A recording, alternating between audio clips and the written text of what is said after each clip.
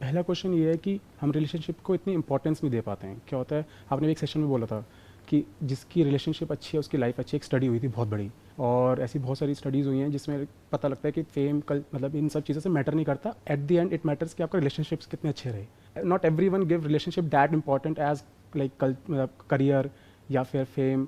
पर ऐसा क्यों, मतलब हम रिलेशनशिप को वो इंपॉर्टेंस क्यों नहीं देते? क्या ये हमारी मतलब बेसिक्स, हमारी मतलब कहते हैं कंडीशनिंग ऐसी हो गई है कि we don't value relationship allot?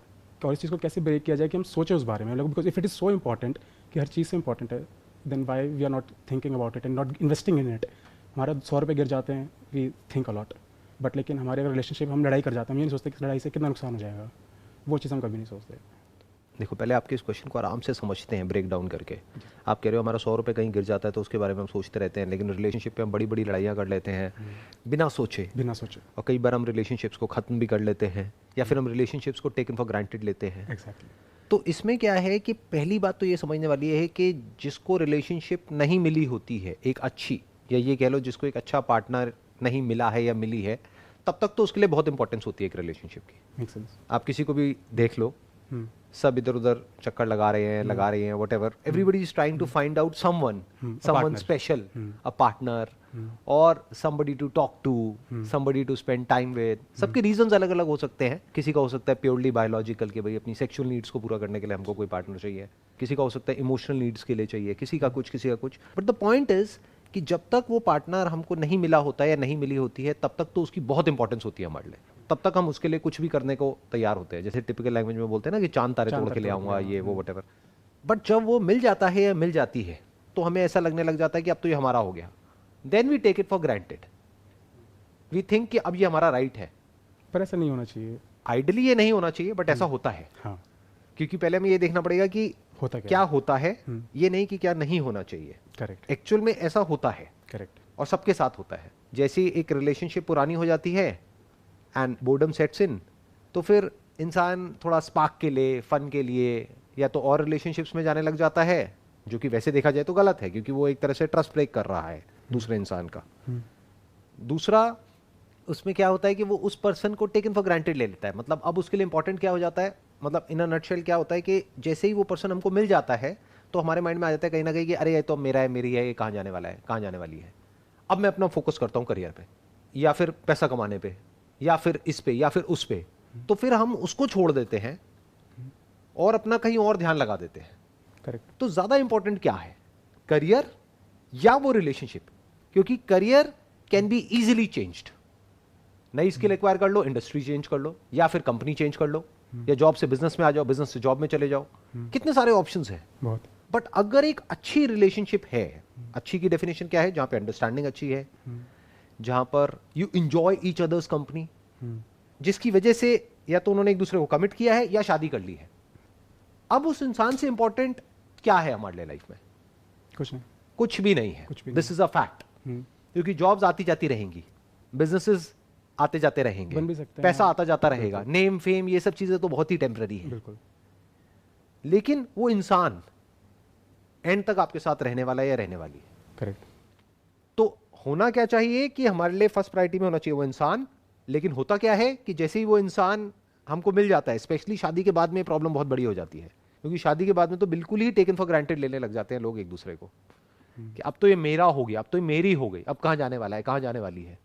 ये टिपिकल जो इंडियन मेंटालिटी होती है, क्योंकि यहाँ पे जल्दी से डिवोर्स नहीं होते हैं। हाँ। फैमिलीज इन्वॉल्व हो जाती है ना, बहुत प्रेशर होता है, तो उसको भी पता है कि हाँ कहाँ जाने वाली है। जहां ये थॉट आया, आप समझ जाओ कि वो रिलेशनशिप खराब होनी शुरू हो गई है। उसमें जो एक स्पार्क है वो खत्म होने लग जाएगा। और उसकी वजह से क्या होता है, जब ये रिलेशनशिप हाथ से एक्चुअल में चली जाती है, not on paper, may be divorce नहीं हुआ बट चली गई रिलेशनशिप। चली गई का मतलब क्या, दोनों ने अपना अपना कुछ ना कुछ और ढूंढ लिया, not a partner but maybe something else to focus on, busy हो गए कहीं पे, वो अपना कहीं और बिजी हो गया, ये कहीं और बिजी हो गई। अब ना इसको उससे कोई ज्यादा लेना देना है, ना इसको इससे कोई लेना देना है। हाँ, एक घर में रह रहे हैं जैसे कि रूममेट्स होते हैं, बट एक्चुअल में कहीं कोई बॉन्डिंग नहीं है। तो ये बहुत ही एक टॉक्सिक रिलेशनशिप आप इसको बोल सकते हो। क्योंकि अब एक बेसिक नीड है हमारी, वो कोई डिजायर नहीं है, वो नीड है, that is to be one with the other person at a very very deeper level. वो नीड पूरी नहीं हो पा रही है, तो उसकी वजह से क्या होगा, you will be lonely in your life deep with in. अब उस लोनलीनेस को भरने के लिए आप बाहर दुनिया में और ज्यादा पावर, और ज्यादा पैसा, और ज्यादा नेम, और ज्यादा फेम, और ज्यादा पोजीशन अचीव करने की कोशिश करोगे। जितना ज्यादा वो करोगे अंदर से उतने ही खोखले होते चले जाओगे, क्योंकि वो नीड प्यार के अलावा और किसी से भर नहीं सकती है। प्यार नॉट एज इन जैसा मूवीज में देखते हैं और वो सब नहीं, प्यार means to be one with the other person, to have a connection, a genuine connection with a living being. तो वो जो रिलेशनशिप्स होती है ना, जिसमें कि पता होता है कि अगर सामने वाले को कुछ भी हो गया, कुछ भी मतलब कुछ भी, तो I am there with that person, और मुझे कुछ भी हो गया तो ही और she is there with me. ये जो रिलेशनशिप्स होती है, ये कोई डिजायर नहीं है, ये एक नीड है। क्योंकि ये कहां से आ रही है, एक नीड फॉर सिक्योरिटी। जानवर भी सिक्योर रहना चाहते हैं, करेक्ट। जैसे उनकी सिक्योरिटी को थोड़ा सा भी थ्रेट होता है तो वो स्ट्रेस में आ जाते हैं, they get into a fight और फ्लाइट मोड। तो everybody wants to be secure, फिर चाहे वो जानवर हो चाहे इंसान हो। एक रिलेशनशिप ऐसी जो कि एक्चुअल में स्ट्रांग है, जिसकी फाउंडेशन वो क्या देती है हमको, सिक्योरिटी देती है। वो क्या देती है हमको, एक कनेक्शन देती है। वो क्या देती है हमको, एक ऐसा इंसान देती है हमको जिसके साथ में हम कोई भी बात कर सकते हैं, अपने मन की कोई भी बात शेयर कर सकते हैं, बिना ये सोचे कि वो कहीं मेरा नाजायज फायदा तो नहीं उठा लेगा या उठा लेगी। जैसे ऑफिस में आपका कोई कलीग है, उसके साथ हर बात नहीं कर सकते ना, करेक्ट। अपने जो माँ बाप है उनके साथ भी सब कुछ आप शेयर नहीं कर सकते। तो यू नीड अ पार्टनर जिसके साथ में आप टाइम स्पेंड कर सको, जिसके साथ में आपको अच्छा लगे, नॉट बिकॉज आपको उस रिलेशनशिप से कुछ मिल रहा है, बट बिकॉज वो रिलेशनशिप में टाइम स्पेंड करना अपने आप में कंप्लीट है। That is a complete action in itself, not because of an outcome. जैसे मैं एक एग्जांपल देता हूं, आपको क्या खेलना अच्छा लगता है, कौन सा ऐसा स्पोर्ट है जो आपको बहुत पसंद है? ज़्यादा स्पोर्ट्स खेलते नहीं, badminton you can take an example. तो जब आप बैडमिंटन खेलते हो तो क्या बैडमिंटन खेलने के बाद में कुछ पैसे मिलते हैं, 1000 2000 रुपए, 5000 रुपए, 10,000 रुपए? बट क्या वो बैडमिंटन खेलना अपने आप में कंप्लीट एक्शन है या इनकम्प्लीट एक्शन है? कंप्लीट एक्शन है। कुछ बचा तो नहीं रह जाता है ना? नहीं। बट अगर अभी आप जॉब करते हो, आप जॉब करते हो यानी कि एक्शन लेते हो। आपने जॉब करी, पूरे महीने काम किया, लेकिन उस महीने के बाद में आपको पैसे नहीं मिलेंगे, तो इनकम्प्लीट एक्शन होगा। तो वो इनकम्प्लीट एक्शन है। वो कंप्लीट कब होता है, जब आउटकम आता है। करेक्ट। आप किसी एग्जाम की तैयारी कर रहे हो, अगर वो क्रैक हो गया तो वो कंप्लीट हो गया, नहीं हुआ तो इनकम्प्लीट रह गया। करेक्ट। इनकम्प्लीट एक्शन की वजह से क्या होता है, स्ट्रेस होता है, एंजाइटी होती है, फियर होता है। सोचो आप काम तो करते जा रहे हो कंपनी में, वो काम आपको पसंद भी है, लेकिन 3 महीने तक आपको सैलरी नहीं मिली है, तो क्या होगा उसकी वजह से? Stress, anxiety, fear. But badminton आप खेल रहे हो 3 महीना क्या 3 साल तक, रोज 1-1 घंटा, कुछ नहीं मिल रहा है वहां से, सही बात है, बट कुछ बाकी भी नहीं रह रहा है। वो एक्शन अपने आप में कंप्लीट एक्शन है। ऐसी ही एक रिलेशनशिप होनी चाहिए जो एक्चुअल में एक अच्छी रिलेशनशिप होती है, कि वहां पर टाइम स्पेंड करके कुछ मिलने वाला नहीं है। जैसे शुरू शुरू में एक रिलेशनशिप में होता है कि दोनों एक दूसरे को अपना बेस्ट दिखा रहे होते हैं और एक दूसरे से दोनों को कुछ चाहिए होता है। बट जब वो रिलेशनशिप मैच्योर हो जाती है और एक दूसरे पे पूरा ट्रस्ट हो जाता है, बॉन्डिंग स्ट्रांग हो जाती है, तब एक दूसरे से कुछ चाहिए नहीं होता है, तब वो अपने आप में कंप्लीट होती है। कि एक दूसरे के साथ में टाइम स्पेंड किया, 1 घंटा 2 घंटा 3 घंटा दिन में, जितना भी टाइम आपको मिलता है, वो कंप्लीट हो गया, खत्म। एक दूसरे को हक किया, एक दूसरे का हाथ पकड़ करके बैठे हुए हैं, that's complete action in itself. ठीक है, मतलब ये चीज़ as a definition of relationship I got the point कि मतलब this is how it should be, this is like a definition of perfect relationship. But problem is how, because see अगर ये चीज़ें होंगी तो क्या होगा, लाइफ में एक हैप्पीनेस आएगी, एक सेटिस्फैक्शन आएगी, एक वो चीज़ आएगी जैसे आपने बोला कंप्लीट एक्शन है, you don't have to wait कि एक रिजल्ट आएगा उसके बाद मैं खुश होऊंगा। आप उसी टाइम पे it is a complete action, जैसे आपने बोला खेलने में उसी टाइम पे आप खुश हो जाते हो, लाइफ में कुछ भी बाकी नहीं रह जाएगा, बाकी कुछ बाकी नहीं रह जाएगा। करेक्ट। आइडियली लाइफ ऐसी होनी चाहिए जिसमें कुछ बाकी ना रह जाए। बाकी मतलब क्या, रिग्रेट। करेक्ट, कोई रिग्रेट ना हो। अब ये इतना इंपॉर्टेंट है, बट क्वेश्चन इज कि वो फिर भी ये सब होने के बावजूद जब भी मतलब ये चीज़ मतलब क्योंकि उससे क्या होगा, कंप्लीटनेस की फीलिंग आएगी, पर हम वो चीज़ भूल जाते हैं। हम क्या करते हैं, हम फिर भी लड़ाई करने लग जाते हैं, कॉन्फ्लिक्ट में आ जाते हैं। We are scared of getting in conflict with the person we love, क्योंकि हम नहीं चाहते कि जैसे आप क्योंकि होता है आप यू अंडरस्टैंड कि रिलेशनशिप इज इंपॉर्टेंट। अब आप उस जो नेक्स्ट पर्सन आप उसके साथ कॉन्फ्लिक्ट में आना ही नहीं चाहते, क्योंकि आपको पता है कि अगर आप कॉन्फ्लिक्ट में आए तो रिलेशनशिप डिग्रेड होगा, क्योंकि एक मेंटल थॉट में चीज़ें घूमती हैं at the back of your mind, क्योंकि वो कंप्लीटनेस वाली मतलब अगर ऐसे कंप्लीटनेस है तो अच्छा आपके हिसाब से रिलेशनशिप में जो ऐसा कंप्लीट रिलेशनशिप है उसमें कॉन्फ्लिक्ट होगा या नहीं होगा? ये एक गलत अंडरस्टैंडिंग है। क्योंकि अगर आप डीपली एक रिलेशनशिप को समझोगे तो कॉन्फ्लिक्ट तो होगा ही और होना चाहिए। कॉन्फ्लिक्ट एक रिलेशनशिप को अच्छा करती है, बुरा नहीं करती है। तो हमें ये कभी भी एक्सपेक्ट नहीं करना है कि एक रिलेशनशिप में कॉन्फ्लिक्ट नहीं होगा। कॉन्फ्लिक्ट नहीं होगा तो रिलेशनशिप भी नहीं होगी, क्योंकि दो अलग अलग लोग हैं ना जो साथ में आ रहे हैं, तो कॉन्फ्लिक्ट होगा। बट कॉन्फ्लिक्ट के बाद में क्या होता है, बॉन्डिंग स्ट्रांग हो जाती है। आप अभी हो किसी रिलेशनशिप में? मैं हस्बैंड, मतलब आई एम मैरिड। तो जब लड़ाई होती है, हाँ, तो लड़ाई के बाद में जब वापस से पैचअप होता है तो कैसी फीलिंग होती है? अच्छी फीलिंग होती है, you get like very close.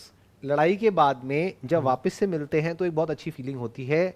तो कहीं ऐसा ना हो कि आपके सबकॉन्शियस को उस फीलिंग में इतना मजा आने लग जाए कि अब आप लड़ने लग जाओ और पैचअप करो।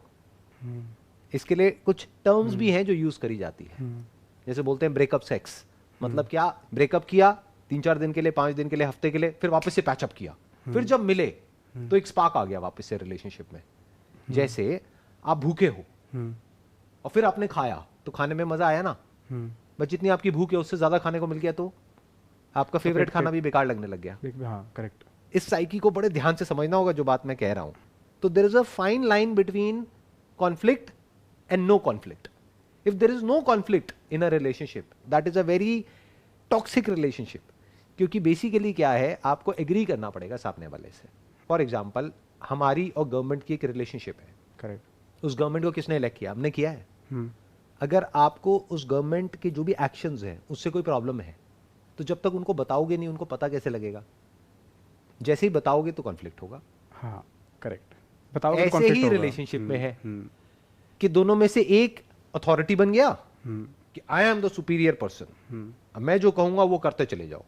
तो जब तक सामने वाला वो कर रहा है, कर रही है, कोई कॉन्फ्लिक्ट नहीं है। जैसे पहले के जमाने में होता था कि पति परमेश्वर है, मैं चरणों की दासी हूं, अब जो भी है मेरी जिंदगी में यही है, तो कोई कॉन्फ्लिक्ट नहीं है क्योंकि पति तो परमेश्वर हो गया। बट अब तो ऐसा नहीं होता है ना, नहीं, और ऐसा होना भी नहीं चाहिए, बिल्कुल नहीं। क्योंकि फिर सामने वाले की तो फ्रीडम बिल्कुल ही खत्म हो गई। Correct. So the point is कि जैसे ही आपको कुछ भी गलत लगेगा सामने वाले के एक्शंस में और आप बोलोगे, तो किसी को भी अपनी गलती सुनना अच्छा नहीं लगता है, अपनी गलती की तरफ पॉइंट आउट करना अच्छा नहीं लगता है। आप यहाँ बैठे हो, मैं एकदम से आपकी गलतियों की तरफ पॉइंट आउट करने लग जाऊं तो आपको गुस्सा आएगा। एक लेवल तक तो आप टॉलरेट कर लोगे, उसके बाद में आप कहोगे आपका कोई बॉस है, बोलता रहे बोलता रहे बोलता रहे। एक लेवल के बाद में आप कहोगे यार चुप कर, बहुत हो गया। सो द पॉइंट इज कि the moment you speak there is bound to be a conflict. उसकी भी अपनी बाउंड्रीज है कॉन्फ्लिक्ट की। ये नहीं कि कॉन्फ्लिक्ट हुआ तो कुछ भी कर रहे हैं। एक है, एक कॉन्फ्लिक्ट हुआ जिसको मिल करके, बैठ करके, बात करके, डिस्कशन करके हम सॉल्व करने की कोशिश कर रहे हैं। मानो सामने वाला एग्रेसिव हो गया है तो आप वहां से उठ करके चले गए हो, क्योंकि अगर आप भी एग्रेसिव हो गए तो हो सकता है वो रिलेशनशिप ही खत्म हो जाए, कुछ ऐसा हो जाए जो नहीं होना चाहिए। सो मैं क्या कह रहा हूं, boundaries of a conflict. Conflict क्या है? बेसिकली एक डिस्कशन ही तो है। Correct. Disagreement of point. Disagreement है। हाँ। जब भी डिसएग्रीमेंट होता है तो उसके बीच का रास्ता निकालने के लिए there must be some code of conduct, there must be some ethics, some values, some rules, some regulations in place, at least from your side, even if it is not there from the other person side, because उसकी आप guarantee नहीं ले सकते। Correct. अपने आप को तो control कर ही सकते हो ना, तो इतना आप कर सकते हो। बट कभी ये मत सोच लेना कि कॉन्फ्लिक्ट नहीं होगा या कॉन्फ्लिक्ट नहीं होना चाहिए, फिर तो रिलेशनशिप बेकार हो जाएगी। ये दो एक्सट्रीम्स हैं, ध्यान से समझना। या तो इंसान कॉन्फ्लिक्ट को अवॉइड करने की कोशिश करता है, तब वो रिलेशनशिप बेकार हो जाती है, या फिर उसको कॉन्फ्लिक्ट में मजा आने लग जाता है। लड़ाई करी, पैचअप किया, ब्रेकअप किया, पैचअप किया, बड़ी लड़ाई करी, और जितनी बड़ी लड़ाई करोगे उसके बाद जब दोबारा से मिलोगे तो एक अलग ही इंटेंसिटी होगी उस मिलने में, तो उसमें मजा आने लग जाएगा। अगर उसमें मजा आने लग गया तो अब आपका जो सबकॉन्शियस माइंड है वो बार बार आपकी लड़ाई करवाएगा। करेक्ट। तो लड़ना नहीं है और लड़ाई को अवॉइड भी नहीं करना है। क्या करना है? पीसफुली लड़ाई करनी है, पीसफुली अपने पॉइंट को सामने वाले के आगे रखना है। That is a fine line जिसको मेंटेन करना होता है। आई एम नॉट श्योर आप कितना इसको देख पा रहे हो जिस लेवल से मैं बात कर रहा हूं। I am trying my best. मतलब क्योंकि maybe we are not perfect, and what happens is कि हम भी कॉन्फ्लिक्ट मोड में आ जाते हैं, like we try to maintain that balance, because okay if you are putting your point कि आप अंडरस्टैंडिंग, चलो ठीक है आज शांति से एक टॉपिक पे बात करते हैं, आपने टॉपिक पे बात स्टार्ट करी, पर क्या होता है सामने वाला person then he gets into conflict mode because he doesn't know कि आप किस मोड से बैठे हो। तो क्या होता है ना, you get like into a bouncing place कि आप सुन रहे हो, देन आपने भी एक सेशन में बोला था कि एक पॉइंट आता है, ठीक है मैं सुने जा रहा हूँ और तू मतलब now you are like getting that point, तो फिर वो लड़ाई कॉन्फ्लिक्ट हो जाता है। Like you have to from your side also you have to एक पॉइंट पर आके रुकना पड़ता है। तो फाइंड बैलेंस का, how to maintain that balance in that scenario, वो आई थिंक पर्सनल लेवल पे यू हैव टू लर्न। आपको क्या करना है, आपको हर बात पे नहीं लड़ना है। Choose your battle. लाइफ में 2-3 चीजें हैं जो बहुत इंपॉर्टेंट है, बाकी ये जो इंपॉर्टेंट नहीं है। 99% जो आपकी लड़ाइयाँ होंगी वो आप देखोगे वो उन चीज़ों की वजह से हो रही है जो इंपॉर्टेंट है ही नहीं। करेक्ट। 1% कभी ऐसा होता है कि इंपॉर्टेंट चीज़ों की वजह से लड़ाई हो रही है, और वहाँ होनी भी चाहिए। हाँ वहाँ तो डिवोर्स तक हो जाना चाहिए। हाँ बिल्कुल सही बात है, बिल्कुल सही अगर बात कोई बहुत बड़ा पॉइंट है है। जो नहीं होना चाहिए बिल्कुल। और फिर भी हो रहा है उस रिलेशनशिप में, तब तो अलग हो जाना चाहिए, तब तो वो रिलेशनशिप आगे बढ़नी ही नहीं चाहिए। बट 99% केसेस में मैं आपको बता रहा हूँ, अगर आप ऑब्जर्व करोगे ना, छोटी छोटी चीज़ों की वजह से लड़ाई होती है। तो जब छोटी छोटी चीज़ों की वजह से होती है तो लड़ाई भी छोटी छोटी होनी चाहिए ना। फिर वो बड़ी हो जाती है। बड़ी क्यों हो जाती है अपने आप से पूछो। क्योंकि हमने कभी डिफाइन ही नहीं किया है कि हमारे लिए बड़ा क्या है और छोटा क्या है। कभी ये डिफाइन ही नहीं किया है लाइफ को प्रॉपर तरीके से। जैसे आपने बताया था कि सेट योर प्रायोरिटीज, कि इस पे लड़ना है, इस पे नहीं लड़ना, टॉप 2 या 3 होनी चाहिए। You must choose your battle wisely. ऐसा नहीं कि आप छोटी मोटी चीजों के लिए लड़ रहे हैं। मैं एक एग्जांपल देता हूं। Do you have kids? हाँ, 7 months डॉटर। 7 months daughter. तो अब क्या होगा, जैसे से वो बच्ची बड़ी होगी तो आपका ओपिनियन अलग होगा उस बच्ची को लेकर के, आपकी वाइफ का अलग होगा। करेक्ट। तो क्या यहाँ पर लड़ना चाहिए, नहीं लड़ना चाहिए?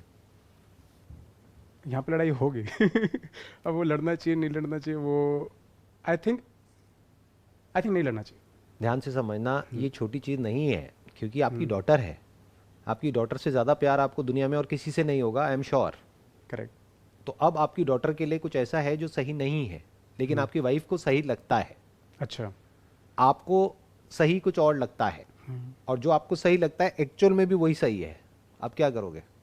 देन लड़ाई होगी, लड़ना चाहिए। उस केस में तो लड़ना चाहिए। अब इसका क्या सोल्यूशन है? ये तो नेवर एंडिंग हो गई, क्योंकि उसके पॉइंट से वो सही है, आपके पॉइंट से आप सही हो। अब क्या करोगे? पूरी जिंदगी लड़ते रहोगे। अब इसका क्या सोल्यूशन है? मैं बताऊं क्या है सोल्यूशन? सर इसलिए हाँ। जी।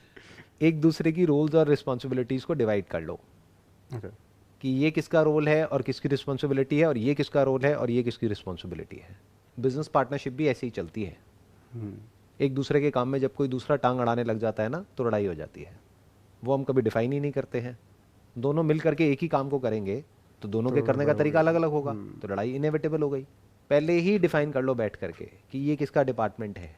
मानो ये क्लियर होना चाहिए कि जो घर है ये आपका डिपार्टमेंट है। घर में कहाँ पर क्या होगा क्या नहीं होगा, you are the boss. I have got no say in that. मैं आ करके अपनी राय रख सकता हूँ, बट फाइनल कॉल आपकी होगी कि यहाँ कौन सा पेंट होगा, कौन सा नहीं होगा, ये होगा वो होगा। क्यों? क्योंकि वो छोटी चीज़ है। पेंट लाल की जगह पीला हो जाएगा तब भी क्या होगा, समझ गए जी? नंबर 1। नंबर 2, बच्चे के लिए क्या सही है क्या नहीं है, वो कॉल किसकी होगी?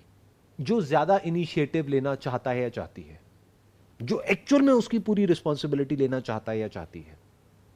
For example, if your wife says कि मेरी बच्ची के साथ क्या होगा वो मेरे पे छोड़ दो, I will take care of it. मुझे कहीं जरूरत लगेगी आपकी तो मैं बता दूंगी, लेकिन इसकी परवरिश कैसे होगी वो मेरे पे छोड़ दो। तो आपको छोड़ना पड़ेगा। तो आपको क्या करना पड़ेगा? अपने करियर पे फोकस करो। या अगर कहीं कुछ बहुत गलत होता हुआ दिख रहा है, जो बच्ची के लिए मान लो बहुत ही गलत है, तब आप बोल सकते हो। अब बात है छोटी मोटी गलतियां, छोटी मोटी चीजें। करेक्ट। वहां पे गलत हो भी गया, सही हो भी गया, तो क्या फर्क पड़ता है? ये जो मंत्र है ना, क्या फर्क पड़ता है, इसको गांठ बांध लो। अगर रिलेशनशिप को लंबा चलाना है तो छोटी मोटी चीजों में क्या फर्क पड़ता है, बड़ी चीजों में फर्क पड़ता है। तो बड़ी क्या है और छोटी क्या है, that must be very clear. कि बच्ची के लिए कुछ बहुत गलत है तो फर्क पड़ता है, छोटा मोटा कुछ है मेरे को गलत लग रहा है। फॉर एग्जाम्पल, ये खिलाना अच्छा होता है, वो खिलाना बुरा होता है, मैंने कहीं पढ़ लिया है। अब मैं अपनी वाइफ से लड़ रहा हूं, ये क्यों खिला रही हो, वो क्यों नहीं खिला रही। करेक्ट। इसमें क्या लड़ना है? आपको ये पता होना चाहिए कि मेरी जो नॉलेज है, मेरी भी हटा दो, जो नॉलेज है that is limited, that is always biased.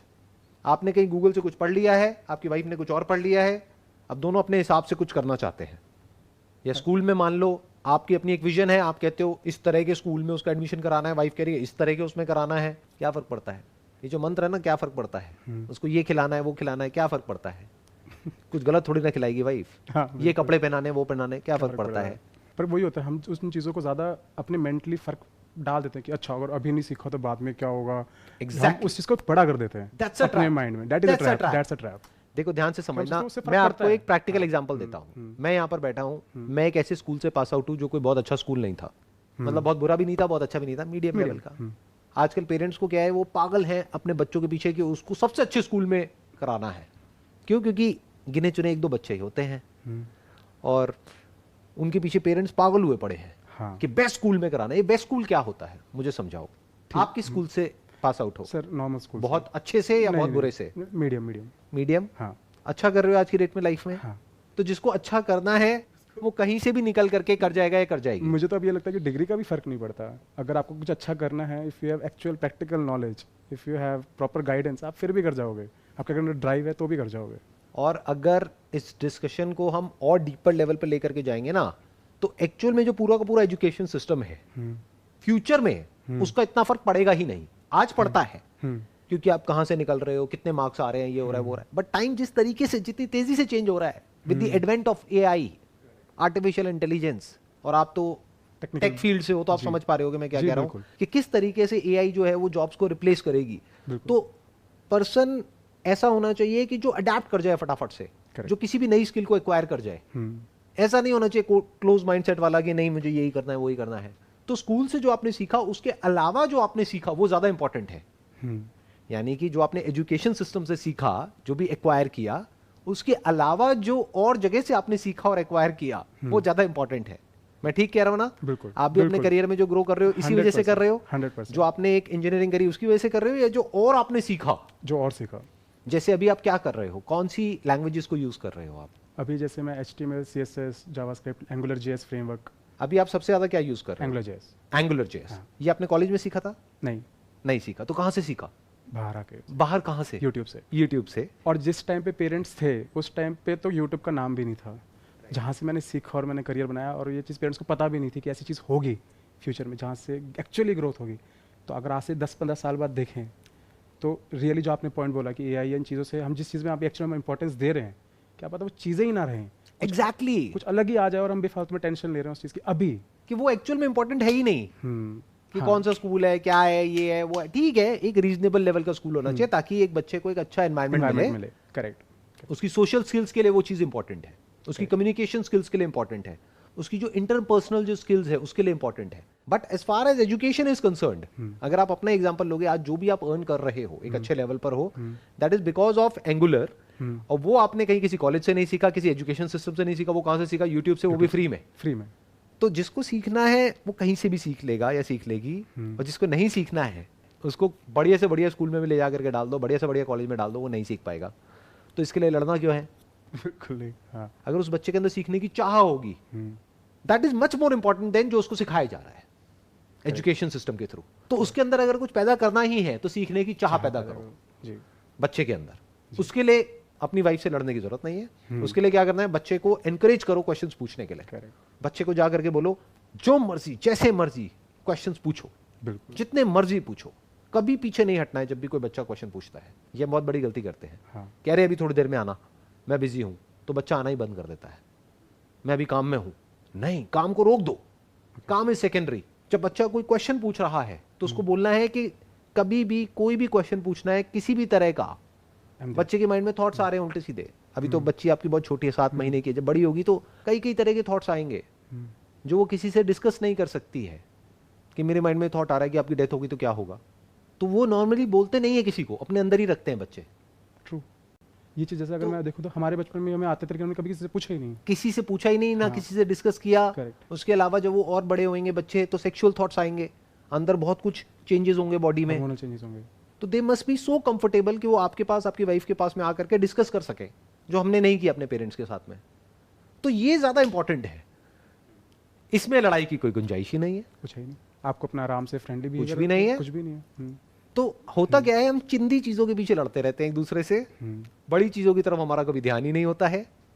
सबसे बड़ा लाइफ में क्या है कि बच्चे के अंदर एक क्यूरियोसिटी आए, उसका एक क्वेश्चनिंग माइंड हो, इंस्पिरेशन, ना कि आंसरिंग माइंड हो। पेरेंट्स क्या है, अपने बच्चों को आंसरिंग मशीन बनाने में लगे हुए हैं। आंसरिंग मशीन का मतलब क्या कि जो भी एजुकेशन सिस्टम में सिखाया जा रहा है उसको रट लिया और जा करके एग्जामिनेशन में वो सब लिख करके आ गए, मतलब बढ़िया से बढ़िया आंसर्स दे दिए और उसके नंबर्स अच्छे आ गए, और वो कह रहे हैं देखो मेरा बच्चा कितना इंटेलिजेंट है। अरे आंसर से बच्चा इंटेलिजेंट नहीं होता है, क्वेश्चन से होता है। लेवल ऑफ इंटेलिजेंस का पता इससे लगता है कि उसके लेवल ऑफ क्वेश्चंस क्या है, not the level of answers. इस हिसाब से तो गूगल इंटेलिजेंट है, उससे किसी भी क्वेश्चन का आंसर पूछ लो वो 1 सेकंड में बताएगा आपको। करेक्ट। तो एक्चुअल में इंटेलिजेंस का मतलब क्या है वो पहले हमें समझना है, फिर बच्चे को समझाना है। उसके लिए किसी से कोई लड़ाई झगड़ा नहीं है। I hope you got all the answers for the questions that you have asked. बहुत क्लैरिटी मिली। Wish you all the best. Thank you so much, sir.